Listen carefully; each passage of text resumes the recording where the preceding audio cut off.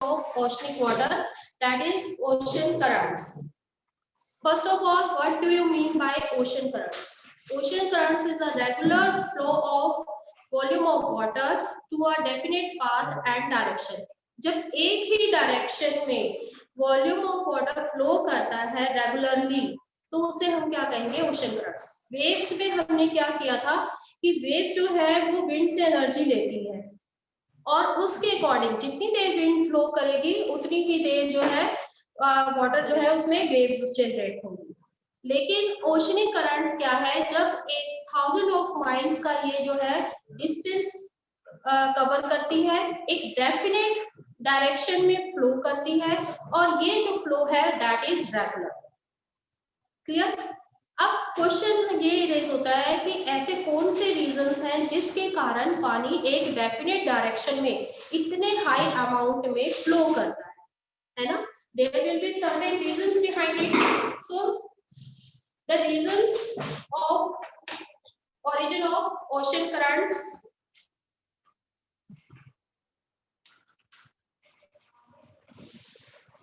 Causes of origin of ocean currents. सबसे पहला reason क्या है? सबसे पहला रीजन है आपका प्रिवेलिंग विंड्स।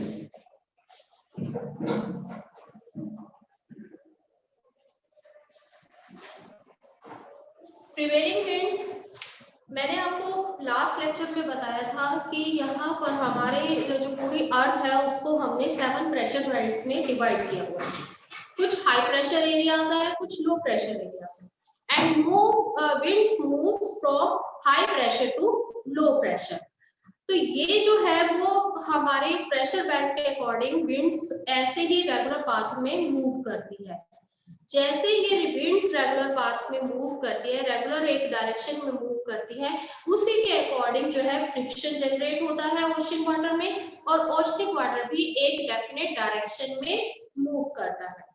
ठीक है, फर्स्ट रीजन हो गया prevailing wind and the second is heating.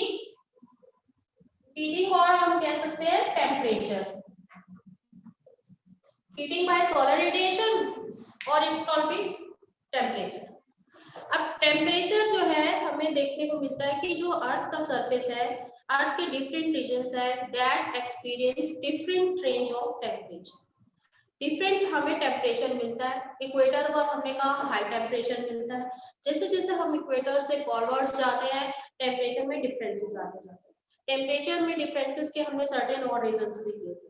तो different reasons experiences different temperature. अब टेम्परेचर में डिफरेंस आने के कारण क्या होगा कि एक जगह टेम्परेचर हाई है और दूसरी जगह टेम्परेचर क्या है? लो है।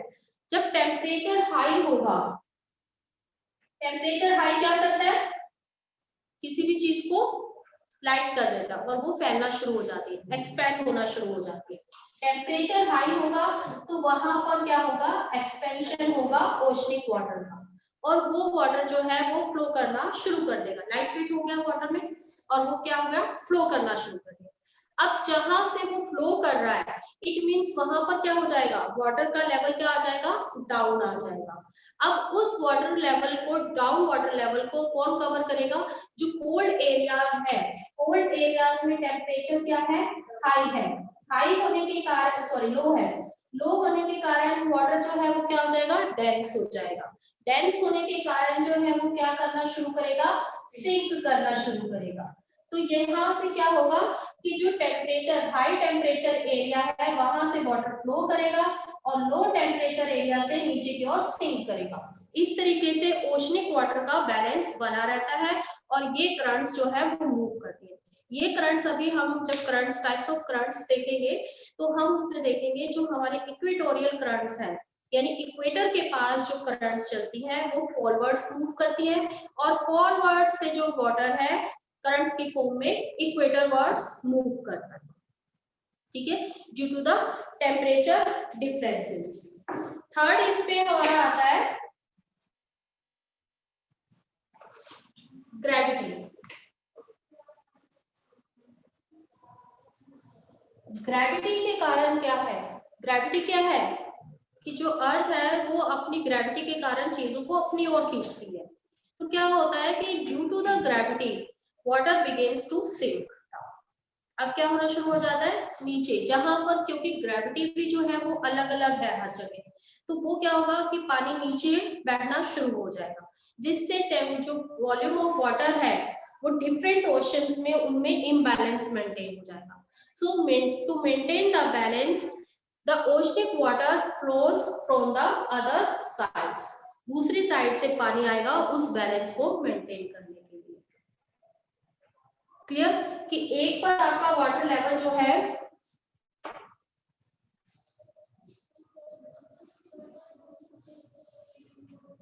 अभी हमारा वाटर लेवल जो है सेम इतना था इंडियन ओशन में, ठीक। अब क्या हो गया कि ये पानी जो है वो नीचे बैठना शुरू हो गया, तो वाटर लेवल रिड्यूस हो गया। अब इस वाटर लेवल को कंपनसेट करने के लिए जो दूसरा ओशन है पैसिफिक ओशन है, जहां सरप्लस है अभी, वहां से पानी यहाँ मूव करना शुरू कर देगा, ठीक है।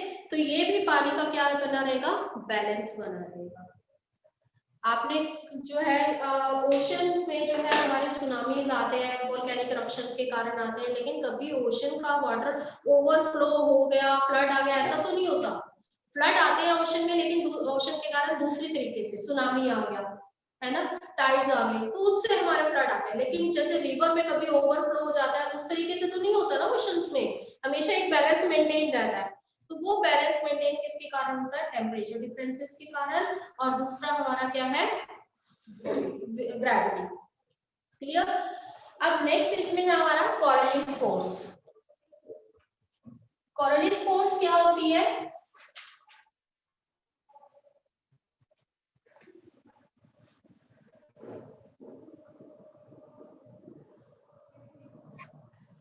कोरोनिस फोर्स क्या होती है हमारी,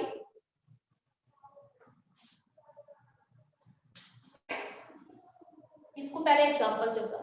सपोज आप एक फुटबॉल टाइप जो भी कोई बड़ी बॉल ले लिया आपने, उसको स्पीडली मूव करो, अपना हाथ पे रख के उसको स्पीडली स्पिन करो, वो स्पिन हो रही है, फिर आप ऊपर से पानी डालो उसके टॉप से, तो क्या वो पानी बिल्कुल सीधा ऐसे आएगा, बहुत स्पीडली आपका फ्लो हो रहा है, जो स्पिन हो रहा है, उसके ऊपर आप सीधा पानी डालोगे, कभी एक्सपेरिमेंट करके देखना घर पे, तो ये पानी डालोगे तो वो बिल्कुल सीधा तो नहीं आएगा ना, वो क्या होगा, डायरेक्शन चेंज हो जाएगी, जिस डायरेक्शन में आप घुमा रहे हो उसको, है ना।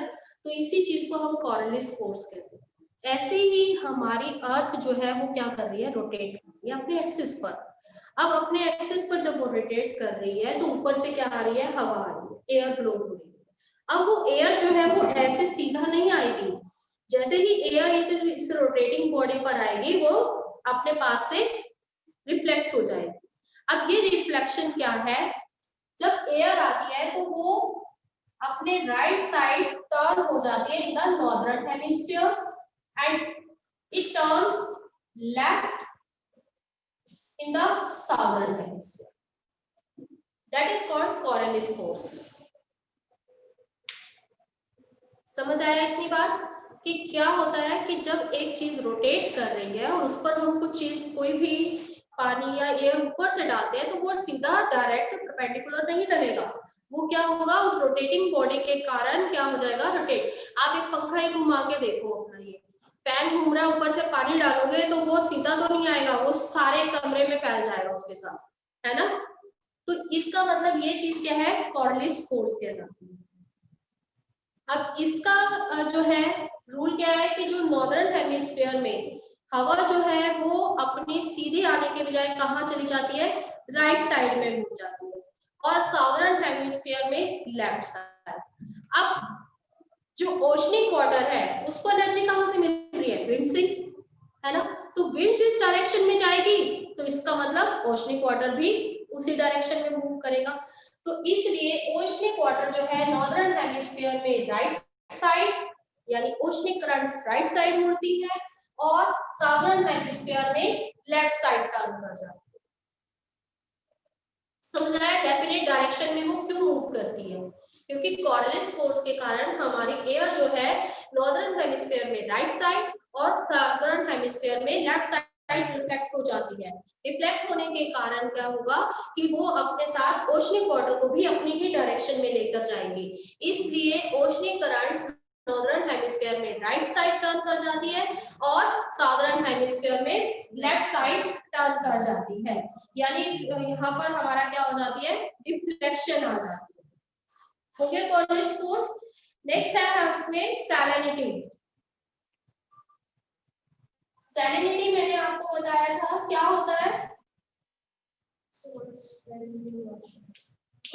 प्रेजेंट इन ओशन, है ना, डिफरेंट सॉल्ट्स जो ओशनिक क्रस्ट से भी उसे मिलते हैं। जब रिवर वाटर ओशन में मिक्स हो जाता है तो भी वो अपने साथ डिफरेंट सॉल्ट्स लेकर आता है, इसीलिए हमारा जो ओशनिक वाटर होता है वो बहुत ही ब्रैकिश होता है, साल्टी होता है, पीने के लायक नहीं होता, है ना, अनफिट फॉर ड्रिंकिंग।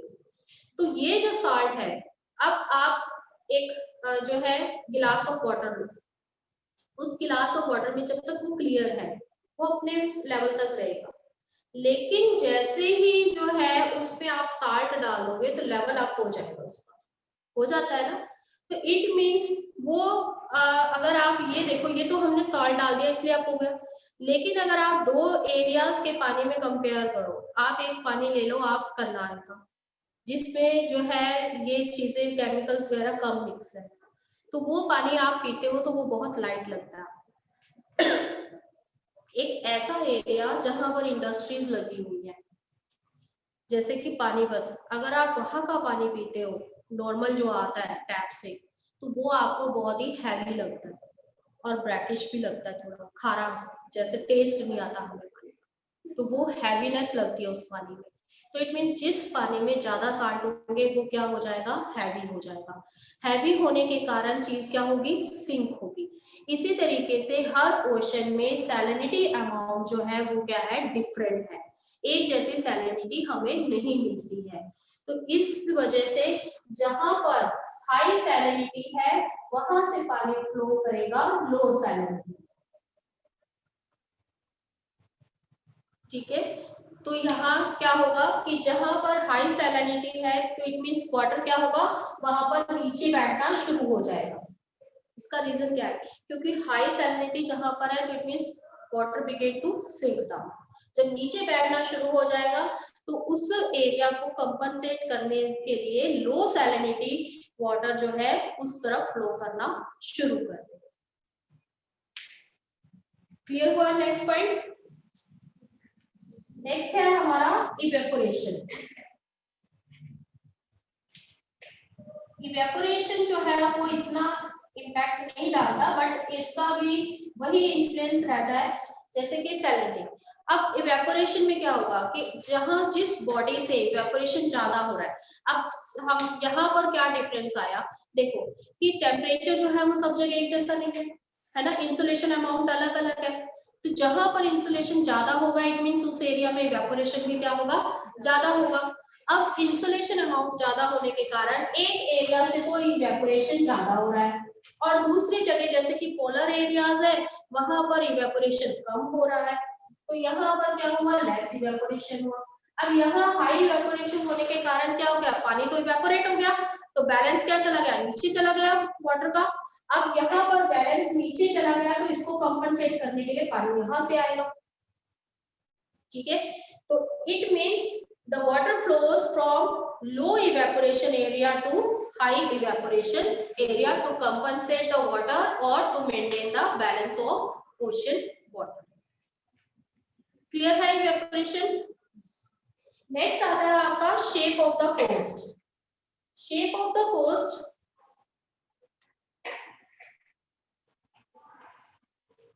अब देखो कि पानी तो अपनी जगह जा रहा है इन सब चीजों के कारण, एक डायरेक्शन में फ्लो कर रहा है ओशनिक करंट। सपोज कि ये हमारे वाटर बॉडी है ओशन, यहाँ पर ओशनिक जो है शोर। अब कुछ पार्ट क्या होता है, कई बार कॉन्टिनेंटल क्रस्ट का ओशन में बढ़ा हुआ होता है ना, बेस के रूप में हम जिसको बे ऑफ बंगाल जैसा हमारा है ना, तो क्या होता है कि कुछ पार्ट जो है गल्फ के रूप में आगे बढ़ा हुआ होता है। जब ऐसे आगे बढ़ा हुआ पार्ट हो जाएगा, सपोज यहाँ से ओशनिक करंट आ रही है, अगर ये पार्ट ना होता तो ये सीधा ऐसे निकल जाती है ना। अब क्या होगा कि यहाँ से ओशनिक करंट आ रही है, यहाँ से तो ये सीधा निकल गई। अब एक ओशनिक करंट यहाँ से आ रही है, तो वो क्या करेगी, दो पार्ट्स में डिवाइड हो जाएगी, एक इधर चली जाएगी और एक इधर चली जाएगी, क्योंकि ये पार्ट जो है वो आगे को आया हुआ है ओशन में। तो जब कोई पार्ट इस तरीके से आगे बढ़ा हुआ होता है तो ओशनिक करंट जो है वो क्या हो जाती है, डिवाइड हो जाती है, तो दो डिफरेंट डायरेक्शन में वो फ्लो करना शुरू करते हैं। अभी हम टाइप्स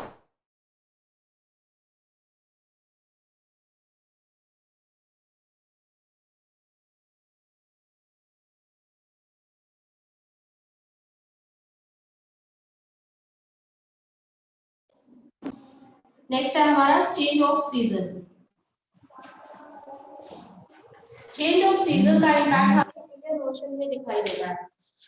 जब विंटर्स होती है तब इंडियन ओशन में जो विंड्स है, करंट्स है, वो मूव करती है ईस्ट टू वेस्ट, और जब समर्स आते हैं तो वहां पर करंट्स मूव करती है west to east. West to east move करती हैं तो हमारे यहाँ पर क्या आती है, मॉनसून्स आती है, मॉनसून्स जनरेट होती है समर्स में।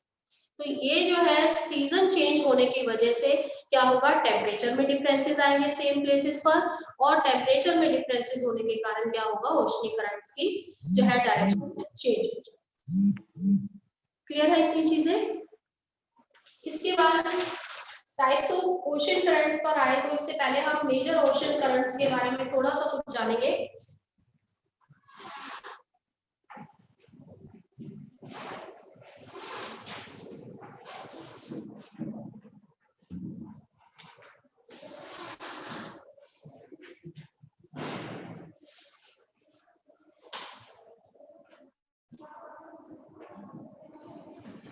मेजर ओशन करंट्स, सबसे पहले कि जो ओशनिक सर्कुलेशन है वो हमारा किसके अकॉर्डिंग चलता है, अर्थ के एटमॉस्फेरिक सर्कुलेशन के अकॉर्डिंग। एटमॉस्फेयर में जिस तरीके से विंड्स फ्लो करेंगी उसी तरीके से हमारा क्या होगा, ओशनिक वाटर फ्लो करेगा। अभी मैंने विंड टेम्स में आपको बताई थी ये चीज कि जिस डायरेक्शन में, जैसे कि ट्रेड विंड्स है, ट्रेड विंड्स जो है वो हमारी ईस्टर्लीज कहलाती हैं, वो किस तरफ फ्लो करती है, वेस्ट टू ईस्ट, है ना। तो सॉरी ईस्ट टू वेस्ट, कहा ईस्टर्न विंड्स, ईस्टर्लीज या फिर उसे हम कहते हैं ट्रेड विंड्स। तो इसकी डायरेक्शन क्या रहती है हमारी, ईस्ट टू वेस्ट। तो जिस रीजन में यानी नियर द इक्वेटोरियल रीजन जहां पर ईस्टर्लीज ब्लो करती है वहां पर ओशनिक वाटर करंट भी जो है ईस्ट टू वेस्ट फ्लो करेगा। इसका कैसे हम देखते हैं, यहाँ पर सपोज आपका नॉर्थ अमेरिका है, ये आपका साउथ अमेरिका है, इधर आपका यूरोप आ गया और ये आपका अफ्रीका कॉन्टिनेंट आ गया, बीच में आपका अटलांटिक ओशन है। ठीक, अब इस अटलांटिक ओशन के हम दो पार्ट करते हैं, मैंने पहले भी बताया था आपको, नॉर्थ अटलांटिक और south Atlantic. Above the 0 degree north Atlantic और above below the 0 degree south Atlantic, क्योंकि नॉर्दर्न हेमिस्फीयर और साउदर्न हेमिस्फीयर दोनों में हमारी कोरिलेटिव फोर्स के कारण डायरेक्शन अलग है ना। तो इट मींस ये हम मान लेते हैं कि हमने इसका डिवाइडर बना दिया। अब क्या होगा कि यहाँ पर हमारी करंट्स फ्लो करती है ऐसे ईस्ट टू वेस्ट, ठीक है। अब यहाँ कोस्ट आ गया तो कोस्टल एरिया इसको इम्पैक्ट डालेगा और ये जो है टेम्परेचर के कारण ऊपर उठेगी, फॉरवर्ड गर्म हो गई, एक्सपैंड होगी और ये ऊपर उठना शुरू होगी। फिर यहाँ से ये टर्न करेगी, एक जो है यहाँ कोस्ट हमारा है, इसके कारण एक ड्रिफ्ट जो है वो सीधी निकल जाती है, एक जो है हमारी इस तरीके से आती है। तो वाटर जो है इन ओशंस में ऐसे सर्कुलेशन में मूव करता है through the different ocean currents. इनके नेम मैं आपको बाद में बताऊंगी। अब यहाँ से हमारा क्या है, ग्रीनलैंड भी है ना, और यहाँ पर हमारे जो है यहाँ से भी ठंडी जो ओशनिक करंट्स है वो आकर इसमें मिक्स होती है। आर्कटिक सर्कल है ऊपर, वहां पर ओशन जो है उससे क्या आएगा, कोल्ड वाटर करंट्स आएगी, वो इसमें मिक्स होंगी और इस तरीके से ये सर्कुलेशन पाथ में मूव करती है east to west direction, clockwise direction. South में क्या होता है, इसका रिवर्स सिचुएशन है। साउथ में जो है वेस्ट टू ईस्ट मूव करती है इस तरीके से। ये अब इसकी डायरेक्शन चेंज हो गई वेस्ट टू ईस्ट। तो यहाँ पर क्या रहेगा हमारा, ये क्या कहलाएंगे, हमारी इक्वेटोरियल करंट, जहां पर टेम्परेचर डिफरेंसेस और कॉर्निसिस इफेक्ट के कारण हमारी जो करंट्स है वो क्या करती है, ईस्ट टू वेस्ट मूव करती है और साउदर्न हेमिस्फीयर में वेस्ट टू ईस्ट, जिसको हम कह सकते हैं कि नॉर्दर्न हेमिस्फीयर में क्लॉकवाइज और साउदर्न हेमिस्फीयर में एंटी क्लॉकवाइज मूव करती है। क्लियर हुआ? ऐसे ही जो हमारे यहाँ पर करंट है ये नीचे क्यों आ रही है, क्योंकि यहाँ पर क्या आ गया, मिड लैटिट्यूड आ गया। मिड लैटिट्यूड आने का मतलब यहाँ वेस्टर्लीज ब्लो कर रही है, वेस्टर्लीज ब्लो करती है तो वो किस तरफ चलेगी, वेस्ट टू ईस्ट। तो इसकी डायरेक्शन अब वेस्ट टू ईस्ट होगी ना, है ना। ये यूरोप का एरिया जो है वो हमारा मिड लैटिट्यूड एरिया है।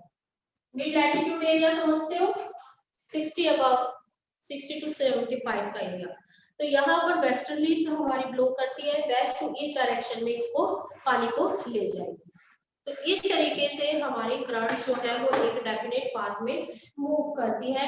जैसे जैसे एयर का सर्कुलेशन होता है वैसे ही उसी तरीके से अर्थ सरफेस पर ओशनिक करंट्स का भी सर्कुलेशन होता है। क्लियर हुआ ये पॉइंट? नेक्स्ट आता है हमारा साइक्लोन्स।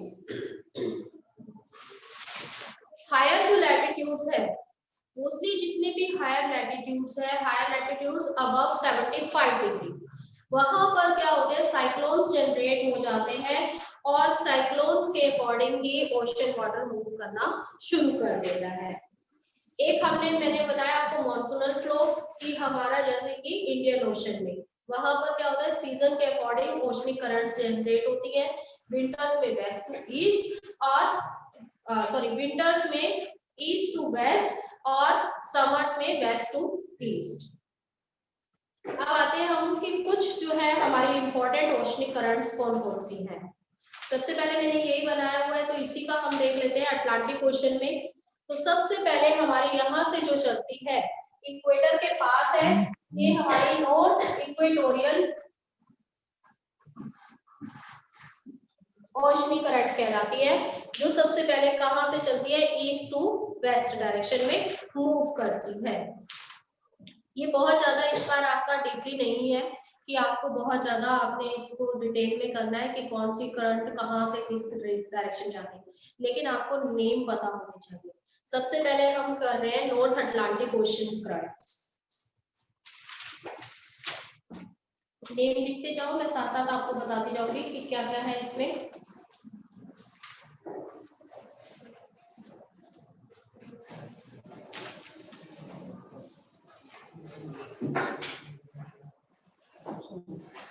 सबसे पहले कर रहे हैं हम नॉर्थ अटलांटिक ओशन। इसमें सबसे पहली करंट है हमारी north equatorial current. North equatorial current के बाद हमारे यहाँ पर आता है फ्लोरिडा कोस्ट आता है यहाँ पर। तो फिर दूसरी करंट जो नॉर्थवर्ड मूव जाती है that is known as Florida current.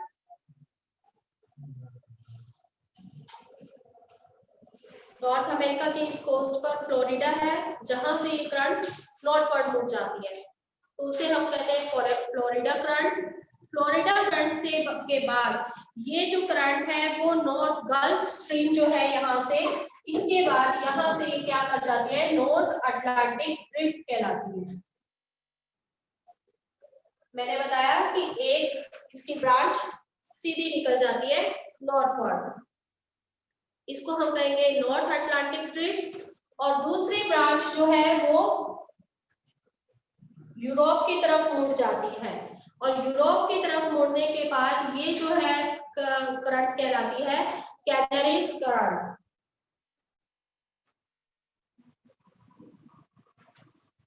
और इस तरीके से ये पूरा सर्कुलेशन जो है पानी का यहाँ पर कंप्लीट होता है। इसके साथ साथ ये मैंने आपको बताया था कि 2 कोल्ड करंट्स भी आती हैं। यहाँ पर बाफिन बे है जहां से कोल्ड करंट आती है, दूसरा ग्रीनलैंड की तरफ से आती है ग्रीनलैंड कोल्ड करंट जो अटलांटिक ओशन में मिक्स होती है।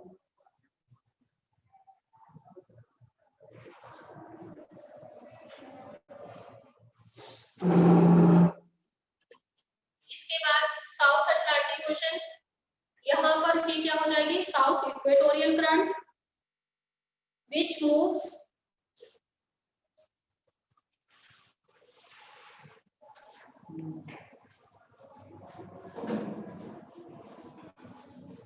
साउथ इक्वेटोरियल करंट, फिर ये पहुंचती है यहाँ पर ब्राजील कोस्ट पर ब्राजील करंट के रूप में। साउथ अमेरिका का ये जो भाग है इस तरीके का वो है ब्राजील, तो यहाँ पर ब्राजील करंट के बाद यहाँ ये पहुंचती है इसके बाद साउथ अटलांटिक करंट के रूप में।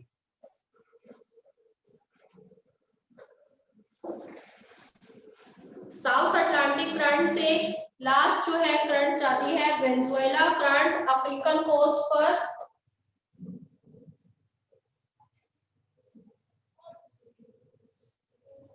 अफ्रीका से जो ये करंट चलती है वेनेजुएला करंट। अब यहाँ से भी एक करंट जो है वो सीधी निकल जाती है, ड्रिफ्ट कर जाती है, जिसको वेस्ट विंड करंट ड्रिफ्ट कहते हैं।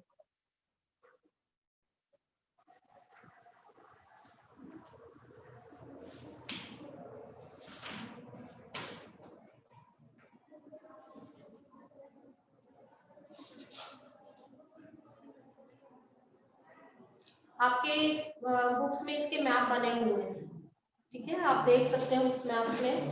नेक्स्ट लिखो currents of Pacific ocean.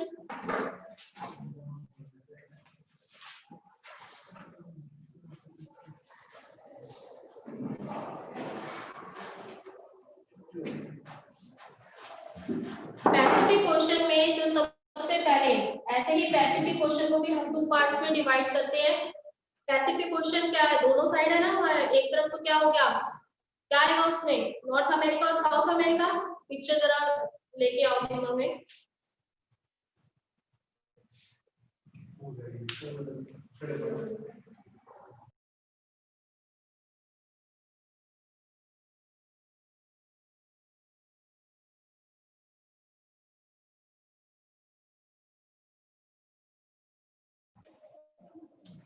Pacific ocean में भी हमारी 2 करंट चलती है। इससे पहले जो है नॉर्थ में जो चलेगी ये north equatorial current, north Pacific current की बात कर रहे हैं हम।